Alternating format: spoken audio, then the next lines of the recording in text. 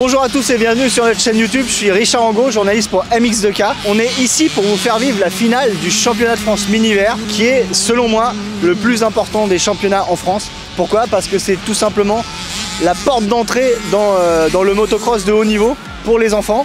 Mais c'est aussi un lieu de convivialité où il y a des enfants qui sont là pour performer, pour gagner, en espérant être des champions. Il y en a d'autres qui sont là juste pour s'amuser. Au milieu de tout ça, il y a les parents qui suivent, qui sont là aussi en général pour prendre du bon temps entre amis. C'est pour ça qu'on voulait être absolument présent sur cette finale de Clastres dans les Hauts-de-France, une finale parfaitement organisée pour essayer de vous donner une idée de ce qu'est vraiment le championnat de France mini-vert. Il ne faut pas oublier aussi que c'est le championnat qui a révélé Jean-Michel Bayle, Yves Demaria, Patrick Demaria, Michael Pichon, Cyril Porte, Michael Machiot et jusqu'à les champions d'aujourd'hui, jusqu'à Tom Vial, Thibaut Benistan et tous. Donc voilà, suivez-nous, on va vous faire découvrir tout ça.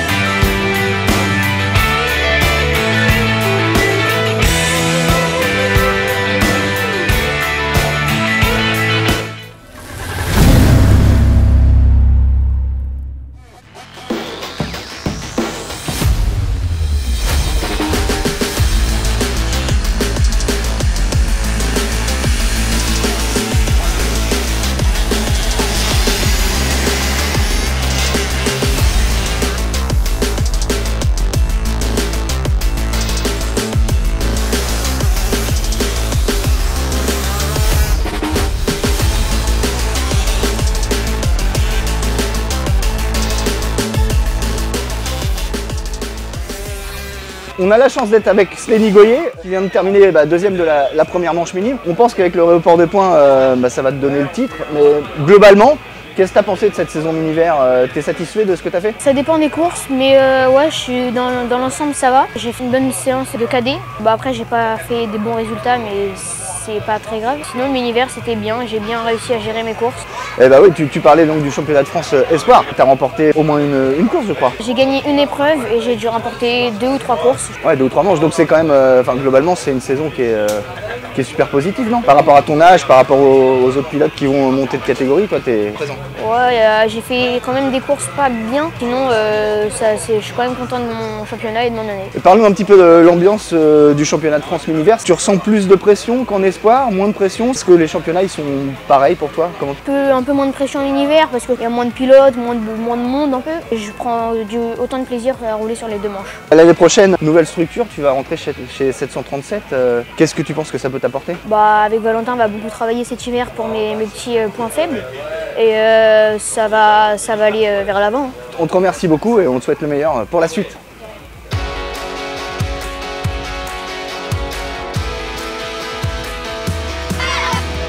Et ça se passe à... Ça y est, trop tard. Présence d'Arnaud Cazé, vainqueur de la première manche minime ce matin, a priori deuxième du championnat. Quel bilan tu tires de cette saison mini-vert? Cette saison elle s'est bien passée. Il y a eu des hauts et des bas, comme à Saint-Jean où j'ai cassé la chaîne en deuxième manche, qui a pu me coûter la première place au championnat. Tandis que mon adversaire direct, Slenny Goyer, n'a pas eu de problème. J'aurais pu faire mieux, mais c'est le sport mécanique. 13 ans quand même, t'es déjà à très haut niveau, ça demande beaucoup d'entraînement. Comment tu gères tes semaines d'entraînement pour arriver à ce niveau-là justement? Il y a le mercredi où on va rouler sur des terrains pas loin de la maison, et samedi et dimanche soit il y a les courses ou bien les entraînements, pas loin de la maison non plus comme le mercredi. Après on fait du sport physique, footing, vélo, pompe, abdos, etc. Donc tu fais tout ça en plus de l'école, tu vas encore à l'école j'imagine? Oui, je vais encore à l'école, je suis en classe de 4e et ça se passe bien pour l'instant. Parle-nous un petit peu, tu as fait aussi des très bons résultats en championnat de France Espoir 85 cm3.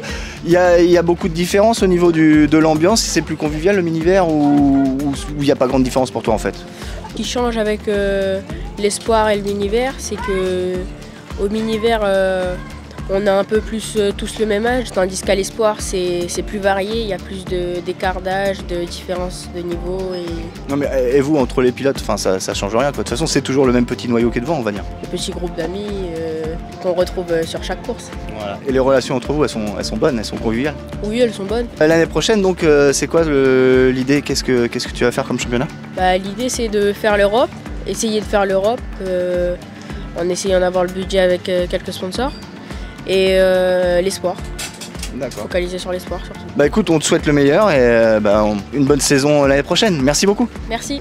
On est avec le papa Alain qui voilà une histoire assez singulière puisque vous êtes réunionnais. Ouais. Ça fait pas si longtemps que ça que vous êtes arrivé en France avec la famille. Non, on est arrivé en janvier de l'année dernière. Tout ça est venu du fait que 6 mois avant, on était venu pour la première fois en métropole pour faire un mini-ver, découvrir la métropole parce qu'il y avait un copain qui était là, je voyais les vidéos, j'ai dit il faut qu'on y aille et finalement on vient. Et d'ailleurs c'était la première fois qu'Arnaud roule en métropole, c'était ici. Et pour l'anecdote, ils avaient RC.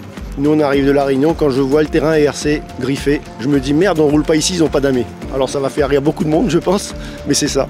Et j'ai dit oh là là, il va être perdu. Bon voilà, ça c'est pour dire, c'est pour lui jeter un petit peu des fleurs parce que du coup je pense qu'il a bien évolué en peu de temps. Alors pour revenir sur l'historique, quand on est venu au mini-ver, ça s'est pas trop mal passé. D'ailleurs son premier mini-ver c'était à l'Andéen, la deuxième manche a été annulée, Sébastien Pourcel qui a annulé le Mans, c'est pour vous dire si c'était cataclysmique. Et oui, c'était Torrens-Glières, Torrens-Glières dans les Alpes. Et pour sa première course, à 30 secondes de la fin, il était 3e. J'ai jamais pleuré sur une course, mais là j'ai pleuré.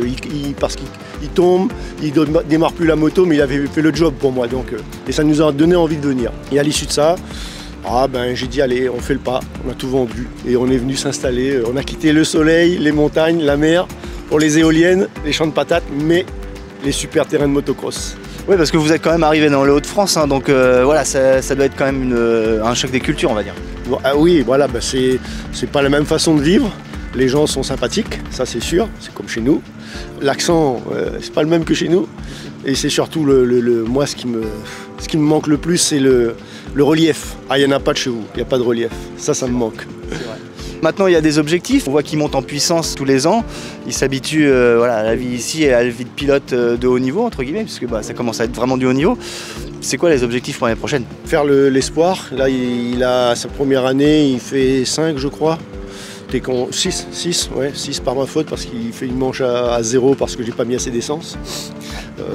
Ça craint. C'est faire au moins aussi bien, voire mieux si possible, sachant que la concurrence aussi progresse. Hein. Et après, là, j'ai commencé les démarches, parce qu'on ne sait pas faire ça, commencer les démarches pour essayer de trouver des partenaires pour faire l'Europe. Et peut-être lui ouvrir des portes, des belles portes de maillot tricolore, parce que c'est un rêve pour nous quand on vient de la Réunion, nous c'est gravé dans le cœur, donc ce serait magnifique, quoi. Donc, même si c'est que chez les petits, nous ça représente beaucoup. Donc n'hésitez pas, hein, si vous voulez aider un jeune et une famille qui donne tout pour le motocross, vous avez des réseaux sociaux, j'imagine, on peut vous contacter facilement. Oui, bien sûr, oui. Il y a ta page, c'est Arnaud Cazé 227. Voilà, si vous souhaitez, si vous communiquez, si vous êtes une entreprise, n'hésitez pas. Voilà, merci beaucoup. Merci à vous, merci beaucoup.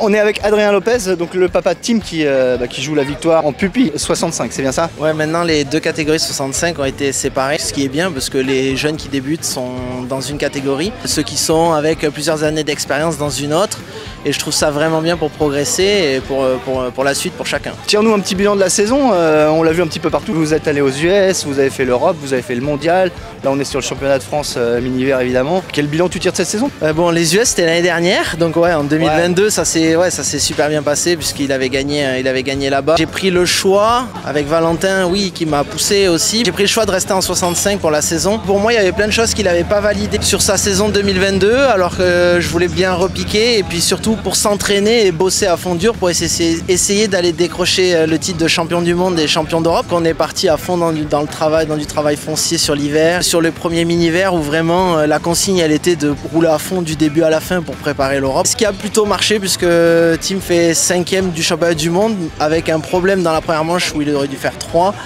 Et il fait 2 à Loquette alors qu'il avait la victoire dans la poche jusqu'à 500 mètres avant l'arrivée. C'est un bilan plutôt positif de la saison. Et parle-nous un petit peu, voilà, il a 11 ans. C'est quoi l'impact sur la famille? Parce que vous faites énormément de déplacements. On imagine que pour être à ce niveau-là, il y a aussi énormément d'heures d'entraînement. Tu en as parlé, voilà, vous avez fait du gros travail cet hiver. Comment on arrive à manager tout ça? C'est pas évident parce que Tim, faut pas croire, il a une scolarité normale comme tout le monde. Il va à l'école tous les jours. À part quand on est allé aux US où il a raté l'école, sinon voilà, là on est à 800 km de la maison, mais demain matin il sera au collège. Voilà, ça reste difficile de gérer tout. C'est du temps, c'est de l'argent. Par chance, j'ai des extras sportifs qui me suivent, puis il y a Valentin aussi, le team, Jean-Rémy. Il y a tout le monde qui est derrière Tim et grâce à eux, grâce aux amis, grâce aux partenaires, grâce aux gens qui suivent Tim sur les réseaux et qui nous aident, c'est possible de progresser et de continuer le travail pour plus tard, même si le chemin est long, pour plus tard y arriver. L'année prochaine, c'est le passage en 85. Passage assez important. Il faut savoir que Tim, il a déjà 2 saisons de 85 niveau ligue dans les pattes. Même cette année, il a fait la rookie. Le week-end prochain, il sera à la Coupe des Régions en 85. Le mois prochain, championnat d'Espagne, la finale en 85. Donc, il va faire des courses pour se préparer au mieux. Après, l'objectif, ça sera le même que sa première année 65. Je pense que sur un tour, il sera capable de faire des pôles et jouer devant sur un tour chrono. Après, ça sera un peu plus dur physiquement. Ça, j'en suis conscient. Enfin, l'objectif, il sera d'essayer de monter sur le podium au moins 1 ou 2 fois dans l'année. Et surtout, j'ai un petit objectif au fond de ma tête d'ailleurs avec son nouveau coéquipier Slenny qui a fait un podium à 11 ans avant ses 12 ans l'année dernière à Loon Plage, et Tim l'an prochain sur tout le début du championnat, même presque sur tout le championnat, il aura l'occasion de faire la même chose. C'est un objectif pour l'année prochaine. On vous souhaite le meilleur, merci. Ok, merci à vous, merci à tous, merci MX2K.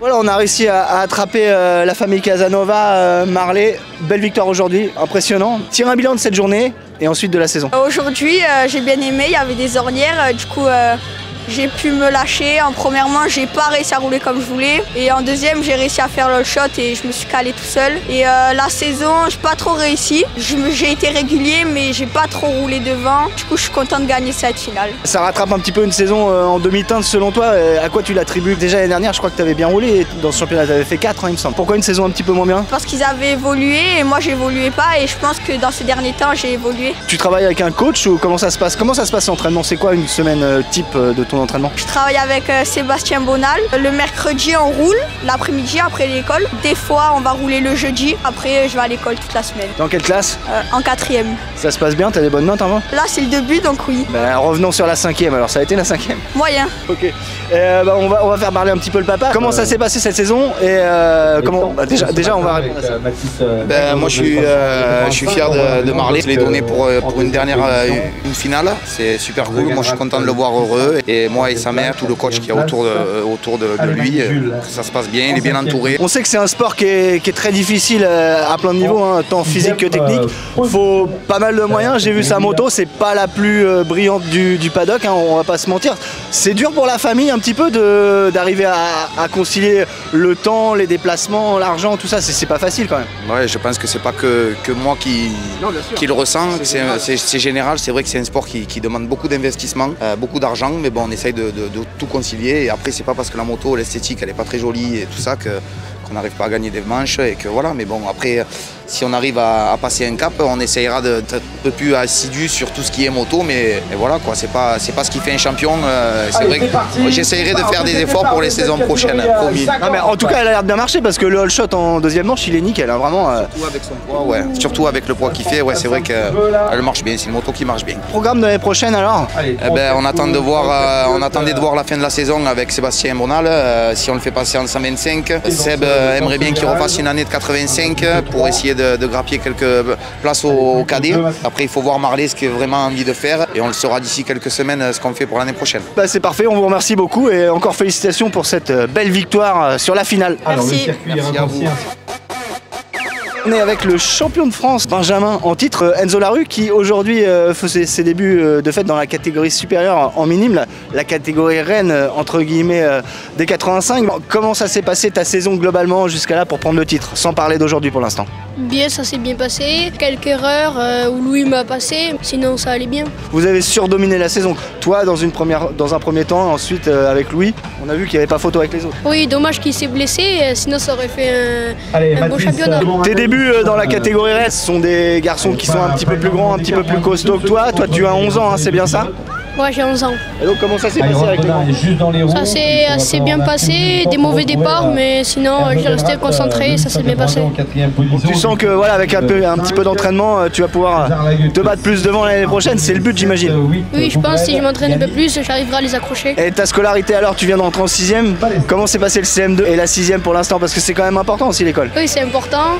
Le CM2 s'est bien passé et la 6e c'est mieux. J'ai l'impression que tu préfères quand même être avec tes copains ici le week-end, non? Oui, c'est mieux. Monsieur Larue, comment s'est passé cette saison? C'est le premier titre, je crois, de champion de France. Ouais, c'est son premier titre. La saison s'est bien passée. Début de saison, il était pas trop mal. On a fait du cadet. Il a fait une bonne manche à Vesoul, il fait 8. Il fait une digue où il s'est blessé dans une descente. Et là, depuis, il est un peu en déclin, la fin de saison. Alors bon, on va essayer de s'entraîner cet hiver pour revenir bien. Ouais, et du coup, c'est quoi les objectifs un petit peu pour l'année prochaine justement?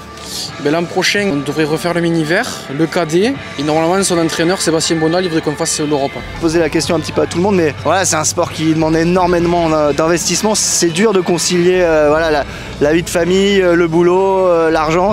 J'imagine que ça ne doit pas être simple. Comment on fait quand on est parent d'un jeune espoir? Tout le temps libre qu'on a, on le prend pour lui. Hein. Après, on fait tout pour lui pour qu'il réussisse. Demain, il sera de retour en cours. Là, il y a beaucoup de kilomètres quand même pour revenir.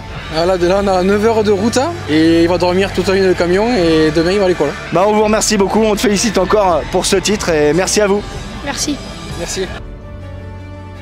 On est avec monsieur Alain Pin qui nous disait qu'il a suivi toute la saison de Miniver. Vous en êtes à peu près à votre 40e année de suivre le motocross? À peu près, oui, c'est ça, une 40e année. En début d'année, nous avons fêté nos 500e motocross. Retraité, j'imagine, et voilà, c'est votre passion en fait, il faut suivre. C'est la seule, elle est entière. Vous éditez une sorte de... Là, je fais un petit bouquin pour les Miniver, avec les petites fiches pilotes que je fais et finalement pour tout le monde c'est simplement de la pure passion pour moi et ça fait plaisir aux parents de pilotes. Donc j'ai gagné sur les deux rangs, précisément pour les Miniver, mais j'ai fait un bouquin sur tous les champions de France, tous ceux qui sont montés sur un podium du championnat de France depuis 1949, ils sont tous dans mon bouquin. J'ai fait les championnats du monde, j'ai fait les Américains, j'ai fait et puis bon, je distribue à droite à gauche ceux qui en veulent, tout simplement quoi. Vous m'avez dit qu'on pouvait retrouver ça sur une page Facebook, c'est ça? Facebook, c'est sur AP Motocross. Les deux lettres se touchent et puis à ce moment-là, les gens peuvent aller. Mais sur la page Facebook, je ne mets que les Miniver. Hein. Voilà, parce que voilà. Et puis ça fait des années que ça dure. le système des piges pilotes qui ont été commencés au début l'ont été faites par mon fils qui avait 10 ans. Et quand après il est parti en études supérieures, eh ben, j'ai pris le relais. Et comme on dit, j'ai mis le doigt dedans jusqu'à l'omoplate. Ok, bah super, on vous remercie beaucoup et bravo. C'est moi, merci de m'avoir écouté. Ça me fait vraiment plaisir. Et je continuerai à regarder le mix de cas avec plus d'attention. Merci beaucoup. Voilà. On est avec Léa Le Soil qui vient de boucler son année comme il faut quoi. Encore très belle première manche. Deuxième manche un petit peu gâchée par une crevaison. C'est quoi le bilan de ta saison globalement? Je suis très contente. J'ai réussi à gagner le sable en féminine. J'ai réussi à faire 3e et 1re en Picardie. Ça s'est très bien passé parce que j'ai réussi à faire 1re fille et 2e avec tout le monde. Je suis très contente de ma saison. Ouais, c'est quand même une grosse performance au milieu des garçons. Et justement, c'est un sport qui se féminise. C'est long quand même, ça vient petit à petit. T'es contente d'arriver à montrer l'exemple que voilà, les filles peuvent rouler fort avec les garçons? Oui, bah, je suis très contente. Ça serait bien que l'année prochaine, il y aura plus de filles avec nous pour faire un vrai championnat. Réussir à faire encore une nouvelle course féminine. Et c'est quoi alors la suite? Tu sais déjà ce que tu vas faire l'année prochaine? Quel championnat? L'année prochaine, bah, déjà ça commence cette année, je vais faire le championnat de France des sables. Je vais faire le cadet, je vais faire quelques courses, la Picardie, le Master Kid, la Rookie Cup et quelques courses. Félicite pour ta saison et on te remercie beaucoup. Merci. José le papa, ouais. Pourquoi avoir mis sa fille en motocross? C'est une bonne idée, hein, mais pourquoi? C'est pas une démarche qui est très commune en fait. Bah j'ai roulé avant et puis après je me suis dit que j'allais arrêter, puis elle a voulu en faire, puis c'est comme ça que c'est parti. Donc, tout simplement parce qu'elle avait vu des motos dans le garage, voilà. Parce que c'est un héritage familial en fait. Ouais, elle en a vu depuis qu'elle est née, bah, elle a toujours voulu en faire. Elle a commencé la moto à 3 ans. Bah, à 3 ans elle faisait déjà du vélo sans roulette, puis après bah, ça s'est enchaîné, une petite moto électrique, une Piwi, puis une 50 KTM. Puis après on était parti. Ça va s'arrêter où? J'aimerais bien qu'elle aille au moins une épreuve en mondial, mais il y a encore beaucoup de boulot. Le top du top, ça serait de pouvoir rouler au moins une saison complète en mondial, mais après c'est encore une question de budget aussi, donc on va y aller étape par étape. Et bah, on voit que du coup les Hauts-de-France, entre la Picardie et les Hauts-de-France, il y a quand même une vraie scène féminine. Il y a April Franzoni qui roule très bien, il y a pas mal de filles qui roulent ici en fait. En Hauts-de-France, ouais, on a April, on a Clara Roy aussi qui roule pas trop mal. C'est vrai que la référence, nous on l'a dans notre ligue, c'est April quoi. Léa la connaît un peu. Je vais pas dire qu'elles sont grandes amies, mais elles se côtoient un peu quoi. En tout cas on vous félicite vraiment pour féminiser le sport, c'est vachement bien. Et pour cette superbe saison. Bravo. Merci beaucoup. Avec Mathis Agulot, vainqueur en 65 poussins, vainqueur de la journée, vainqueur du championnat. Et il me semble que tu as gagné beaucoup d'épreuves cette année en plus. Oui, 7 courses faites, 7 courses gagnées. Donc tu as fait le grand chelem comme Jet Lawrence en fait. Ouais. Raconte-nous un peu cette saison. Comment ça s'est passé? En début de saison, c'est sûr que c'était pas super. Après, j'ai réussi à être régulier et champion, du coup, c'est bien. Pourquoi c'était pas super en début de saison? Parce que je suis tombée beaucoup de fois. Comment t'as commencé la moto? Comment c'est venu la moto? Il y a des gens dans ta famille qui en faisaient ou t'as découvert ça par hasard? Non, il y a personne de ma famille qui en faisait, mais moi, c'était ma passion et j'ai voulu en faire. Et comment ça se fait? T'as découvert ça comment? Parce que c'est les parents ou c'est un copain? Comment t'as découvert le motocross avant que ça soit ta passion? Ben, au début, j'ai regardé un peu les motos GP et après, j'ai regardé un peu les motocross et ça m'a donné envie. Bon, en tout cas, on te félicite vraiment pour ta superbe saison. Et l'année prochaine, alors, tu vas faire quoi? Je vais rouler en 65 poussins avec les grands. Avec les grands? Poupie, pardon. Ouais. Donc tu montes de catégorie et là, tu vas avec les plus grands alors. Ouais. Ça veut dire beaucoup d'entraînement cet hiver, ça, non? Ben oui, on va s'entraîner beaucoup avec Sébastien Pourcel, un bon entraîneur. On va faire des terrains... plusieurs terrains différents. C'est ton coach Sébastien Pourcel? Oui. Tu sais qu'il était très fort lui aussi? Oui, je sais. Ok, bon, on te remercie beaucoup et bravo encore pour cette superbe année. Merci. On est avec le président du club, Alex Morel. Bravo pour cette organisation. Je crois que c'est la deuxième année de suite que vous organisez la finale, hein, c'est bien ça? Pourquoi cette volonté d'organiser le mini-vert? Le mini-vert parce que je suis certainement éducateur sportif, j'ai pas mal de petits jeunes dans mon école. C'est le futur, hein, donc voilà, je suis allé sur les courses du mini-vert et j'ai vu quelques épreuves. On avait eu beaucoup de pistes assez dures. J'ai voulu préparer quelque chose avec mon équipe de bien et je pense qu'on a réussi. Ouais, on peut dire que c'est vraiment une vraie belle réussite, une vraie belle organisation, un circuit vraiment adapté aussi aux kids. C'est une volonté de ta part, ça j'imagine. Ouais, alors c'est rapide, il y a beaucoup de pilotes quand même qui viennent, beaucoup de pilotes aussi de GP qui viennent s'entraîner l'hiver et tout, mais on l'a adapté pour les petits, il y a quand même de la vitesse, mais bon voilà, ça fait des pistes, ça change, on a eu pas mal de pistes sinueuses cette année, là ils sont tombés sur une piste rapide avec des ornières, donc on va dire que le champion, par exemple comme Mathis Agulot qui a roulé en 65 cm3, on se posait des questions comment il allait être parce que c'était un sudiste et comment il allait être dans les ornières, il a répondu présent et donc c'est bien parce qu'au moins on a eu tout type de surface sur ce championnat, donc c'est cool. Qu'est-ce que tu penses de l'ambiance générale de ce championnat? Est-ce qu'il y a toujours cette vraie convivialité qu'on pouvait retrouver avant quand moi je faisais de mini-hiver, donc il y a des décennies, hein, on va pas se mentir. Est-ce que c'est resté toujours pareil? On va dire que c'est toujours différent, forcément. Après, les gens changent, les mentalités changent, le sport évolue aussi et il change. Moi, j'ai retrouvé en tous les cas en allant sur le championnat, j'ai retrouvé pas mal de pilotes on sent des pilotes déterminés, déjà jeunes, à 8 ans, 9 ans, ils commencent à jouer des championnats de France. Et comme là, on va jouer le titre sur le petit Lopez et Lian Toro. Et donc, c'est top. Là, il y avait la 3e place avec Conrad Pinchon et un autre petit derrière. Donc, ouais, non, c'est cool. Ok, en tout cas on te remercie beaucoup et on te félicite pour cette superbe organisation. Ouais, merci, c'est surtout mon équipe parce que forcément je fais pas ça tout seul et donc j'ai eu une super équipe pour organiser et moi je les remercie aussi. Et on remercie pas Jean-Claude Mousset. Ouais, on verra ce qu'il y a eu, mais l'excuse. Merci beaucoup. Merci.